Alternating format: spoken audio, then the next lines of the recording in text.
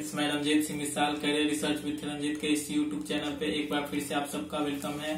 Friends, अपने video को शुरू करने से पहले आप लोगों से रिक्वेस्ट है कि आप मेरे चैनल को ज्यादा से ज्यादा लाइक एंड सब्सक्राइब करें, साथ ही साथ शेयर भी करें।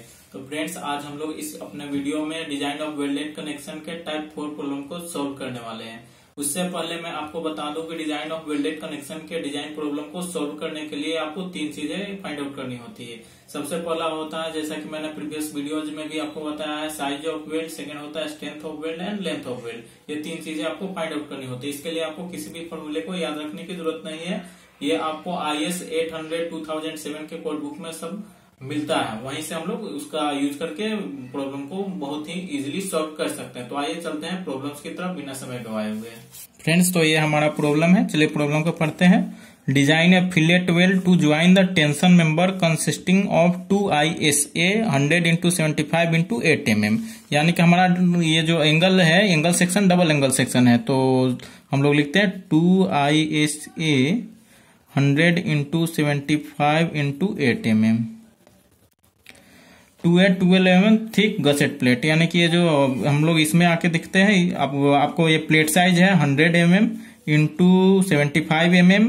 ये 75 है आपका, 75 mm। ऐसे आपके इसका साइज 100 है और इसका थिकनेस जो है 8 mm है। साथ ही गसेट प्लेट का जो थिकनेस है, ये जो गसेट प्लेट इसमें से जुड़ा गया है, इसका थिकनेस 12 mm दिया हुआ है। Gusset plate 12 mm thick.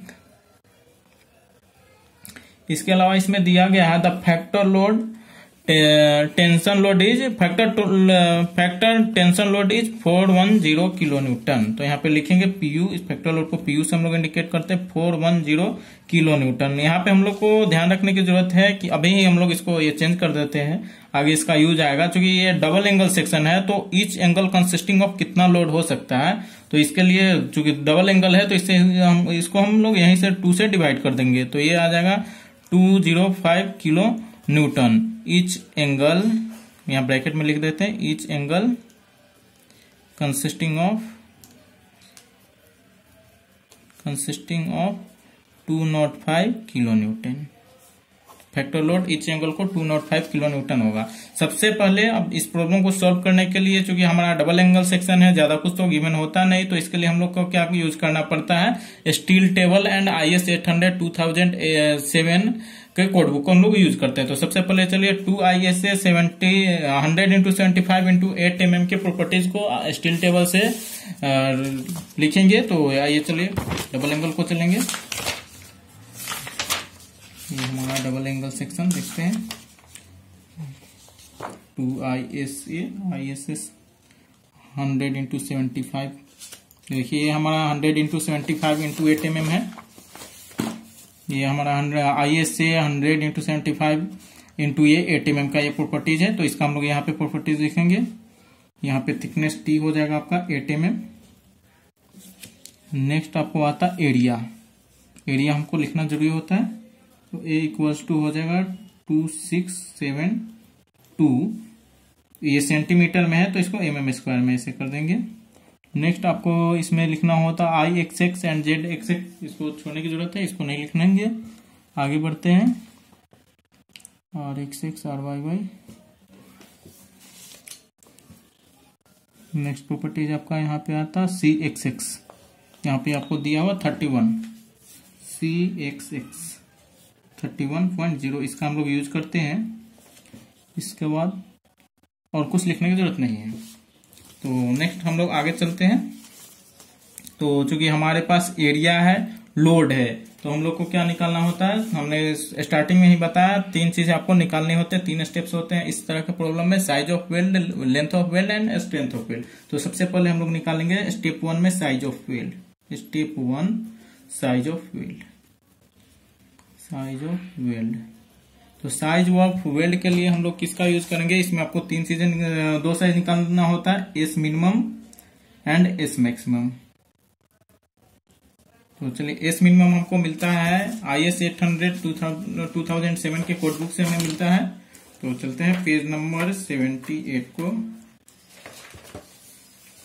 Page number 78। यहाँ पे भी आपको एक बार रिमेंबर के लिए बता दूं, पेज नंबर 80 पे चूंकि हमारा एंगल सेक्शन है, तो ये एंगल सेक्शन ये है, तो इसके लिए हमारा जो एस मैक्सिमम करते हैं 1/4 ऑफ टी होता है। तो उससे पहले हम लोग एस मिनिमम लेते हैं। पेज नंबर 78 पे आपको मिलता है। यहाँ पे जैसा कि लिखा हुआ है, ये 0 to 10 mm के बीच में जो आपका साइज है, थिकनेस हो अगर, तो यहाँ पे आपको एस मिनिमम का साइज आपको 3 mm लेना होता है। 0 to 8 के लिए, हम 0 to 10 के लिए हमारा थिकनेस कितना है, 10 mm है, 8 mm है। तो हम लोग 0 to 10 में से लेंगे, एस मिनिमम का वैल्यू आ जाएगा आपका 3 mm।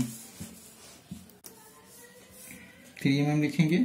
और एस मैक्सिमम का ये फॉर्मूला हमने आपको बताया कि थिकनेस का 1/4 ऑफ टी होता है। देखिए 1/4 ऑफ टी, तो हमारा थिकनेस कितना, 8 माइनस 1/4 इंटू थिकनेस टी। तो इसको सॉल्व करेंगे तो हमारा ये एस मैक्सिमम आ जाएगा 2, तो यहाँ पे आता है ये 6 mm। तो अब इस दोनों के बीच में आपको size of well S provided लेना होता है। साइज ऑफ वेल, ये 3 to 6 के बीच में हम 4 भी ले सकते हैं, 5 भी ले सकते हैं, 4.5 भी ले सकते हैं, 5.5 भी ले सकते हैं। चलिए हम यहाँ पे आज 5 mm ले लेते हैं, कुछ भी ले सकते हैं। तो ये हमारा स्टेप 1 कंप्लीट होता है, size of well. Next step में हमारा आता है strength of well. Step 2 strength of weld पर mm। स्ट्रेंथ ऑफ वेल्ड पर mm का फॉर्मूला आपको हमने बताया है, कोड बुक में भी आपको मिलता है। इसका ये फॉर्मूला होता है A इंटू FWD।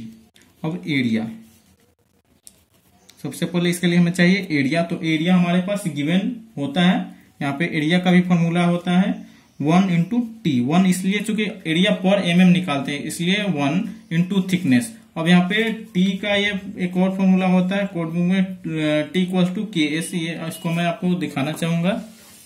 यहाँ पे एरिया इंटू FWD है, एरिया का फॉर्मूला हम लोग निकालते हैं। और जैसा कि KS है, तो K का कांस्टेंट वैल्यू हम लोग हमेशा लेते हैं। हमने बताया डिजाइन ऑफ वेल्डेड कनेक्शन का जब भी करेंगे तो 0 to 90 डिग्री के बीच में होगा, तो 0.7।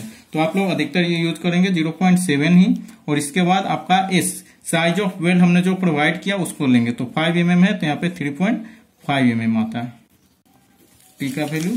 तो अब हमारा एरिया निकलता 1 इंटू 3.5, तो ये हमें मिलता है यहाँ से 3.5 mm²। नेक्स्ट FWD भी हमको चाहिए स्ट्रेंथ ऑफ वेल्ड पर mm निकालने के लिए। तो FWD का फॉर्मूला हम यहाँ पे दिखाना चाहेंगे, आपको कोड बुक से मिलता है। देखिए FWD यहाँ पे दिया हुआ है, पेज नंबर 79 IS 800 2007 में। FWD equal to FWN divided by gamma MW।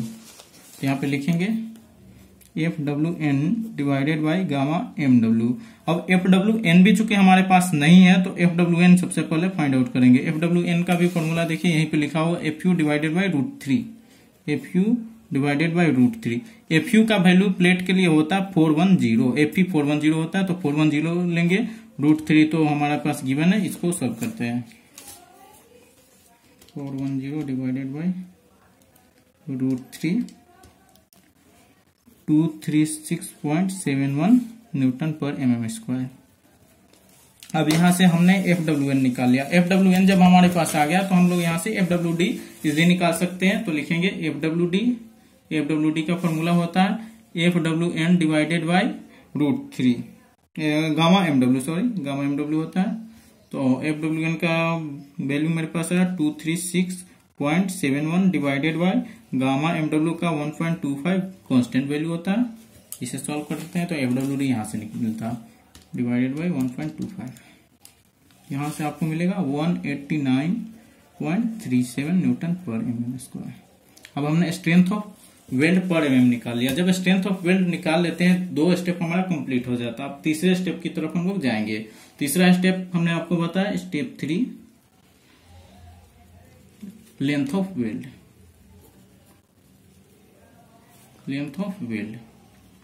Length of weld के लिए हमारे पास अगर PU फैक्टर लोड दिया हुआ तो TDG को नहीं जाना है। अगर फैक्टर लोड नहीं दिया होता, जैसा कि टाइप 3 के प्रॉब्लम में, तो वहां पे फैक्टर लोड नहीं दिया हुआ था, तो हमने TDG लिया था AG इंटू FI करके। यहाँ पे हमारे पास डायरेक्ट PU दिया हुआ है, फैक्टर लोड दिया हुआ है, तो उसको करने की जरूरत नहीं होती है। डायरेक्ट हम लोग इसको इस फॉर्म में लिख सकते हैं। क्योंकि हमारा यहाँ पे एक बार आइए, यहाँ पे आपको फिर से दिखाता हूँ। ये हमारा P1 होता, ये हमारा P2 होता, और यहाँ से यहाँ तक का ये डिस्टेंस होता। तो ये हम लोग इसको इस फॉर्म में लिख सकते हैं। P1 इंटू, चूंकि यहां से यहां तक का डिस्टेंस तो 100 है तो 100 लिखेंगे, प्लस P2। देखिए P1 से यहां तक का डिस्टेंस 100 है तो हमने 100 लिखा। इसके बाद P2 के नीचे कुछ नहीं तो P2 into 0 equals to PU into, देखिए ये हमारा CXX और CZZ इसको बोलते हैं। CXX और CZZ के बाद का जो डिस्टेंस बचता उसको हम लोग यहाँ पे मल्टीप्लाई करते हैं। तो हमारे पास देखें हमने स्टील टेबल से लिखा CXX का वैल्यू आया हमारे पास 31। इसके बाद यहाँ से यहाँ तक टोटल लेंथ है हमारा 100, तो 100 माइनस 31 यहाँ पे करेंगे तो यहाँ पे आएगा 100 माइनस 31। तो नेक्स्ट इसे हम लोग सॉल्व करते हैं पीयू का वैल्यू को पुट करके। तो ये तो हमारा P1 इंटू 100, एक बार और ऐसे ही सेम फॉर्मेट को लिखते हैं, P2 इंटू 0, PU आता है आपका 205 इंटू ये 100 माइनस 31 होता तो 69 होता। अब इसको यहाँ पे P1 का वैल्यू हम लोग लिख सकते हैं, P1 into 100 plus 0 into 205 into 69, ये आपका आता 14145। नेक्स्ट ये आपका आता P1 14145 डिवाइडेड बाई 100, तो ये आपका आता 141.45 किलो न्यूटन ये आता। तो ये हमारा P1 का वैल्यू आया। अब चूंकि हमारे पास दो P1 एंड P2 दो लोड है तो हमारे पास फैक्टर लोड गिवन है, तो हमारे पास फैक्टर लोड का क्या फॉर्मूला हो सकता है, P1 प्लस P2 हो सकता है। हमारे पास PU है P1 है तो हम लोग यहाँ से P2 निकाल सकते हैं। तो P2 का क्या फॉर्मूला हो जाएगा, PU माइनस P1 हो जाएगा।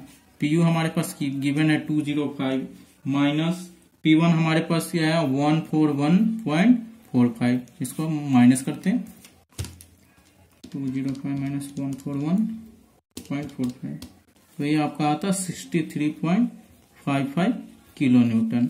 ये हमारा P1 एंड P2 निकल गया। अब हम लोग आराम से दोनों ही लेंथ निकाल सकते हैं हमारे फॉर्मूले के फिगर के अनुसार। ये हमारा LW1 या L1 लिख सकते हैं या LW2 या L2 भी लिख सकते हैं। तो हम लोग चलिए अब ये length 1 and length 2 length of weld हम लोग फाइंड आउट करते हैं। तो लेंथ ऑफ वेल्ड के लिए आपके पास फॉर्मूला होता है LW का, जैसा कि ये फॉर्मूला होता है PU divided by strength of weld पर mm, क्योंकि हमें दो लेंथ निकालना L1 एंड L2 निकालना, मालूम नहीं कि दोनों का साइज एक है या अलग अलग, क्योंकि अब दो फैक्टर लोड आते हैं अलग अलग तो हमारे पास लेंथ भी 2 आएगा। तो लेंथ जब 2 आएगा तो इसके लिए हम लोग यहाँ पे कर देते हैं इसको LW1। तो यहाँ पर हमारे पास और इसको PU1 कर सकते हैं, तो या P1 ही डायरेक्ट इसको लिख सकते हैं। तो P1 का वैल्यू आपके पास कितना दिया हुआ 141.45 इंटू 10⁻³ कर देंगे, क्योंकि ये हमारा जो स्ट्रेंथ ऑफ वेल्ड है न्यूटन पर mm स्क्वायर में है और ये किलो न्यूटन में। तो यहाँ पे अब लिखेंगे स्ट्रेंथ ऑफ वेल्ड का वैल्यू हमारे पास यहाँ पे आया है, देखते हैं 189.37। इसे सॉल्व करते हैं 141.45 इंटू 10⁻³ डिवाइडेड बाई 189.37, ये आपका आता 746.95 किलो न्यूटन mm आता। चूंकि लेंथ है तो लेंथ का यूनिट मीटर होता तो ये mm में आता। ये आपको लेंथ ऑफ वेल्ड ऊपर का एक L1 आ गया। अब LW2 या L2 तो इसका आता है P2 divided by strength of weld पर mm। P2 का वैल्यू आपके पास आया हमारे पास 63.55 इंटू 10⁻³ करेंगे, क्योंकि ये किलो न्यूटन में है और हमारा स्ट्रेंथ ऑफ वेल्ड न्यूटन पर mm स्क्वायर में है 189.37। इसे भी सॉल्व करते हैं 63.55 इंटू 10⁻³ डिवाइडेड बाई 189.37, ये किए तो आपको आता 335.58 किलो न्यूटन। ये हमारा दोनों ही strength of length of weld दोनों मिल गया, यहाँ का। तो फ्रेंड्स मुझे उम्मीद है कि आज जो मैंने प्रॉब्लम को सॉल्व किया आपको निश्चित तौर पे समझ में आया होगा। अगर इस प्रॉब्लम को समझने में आपको थोड़ी भी कंफ्यूजन है तो इस प्रॉब्लम के कमेंट बॉक्स में जरूर हमें बताएं, हम उसे फिर से सॉल्व करके अपना वीडियो बनाने की कोशिश करूंगा। फ्रेंड्स ऐसे ही आपके लिए मैं आगे भी नए नए वीडियो लेके आते रहूंगा। आपसे उम्मीद है कि आपसे जैसे पहले प्यार मिलता था वैसे ही प्यार मिलता रहेगा। आप हमारे वीडियो को ज्यादा से ज्यादा लाइक, सब्सक्राइब एंड शेयर करेंगे। फिर अगले वीडियो में मिलते हैं, तब तक के लिए बाय।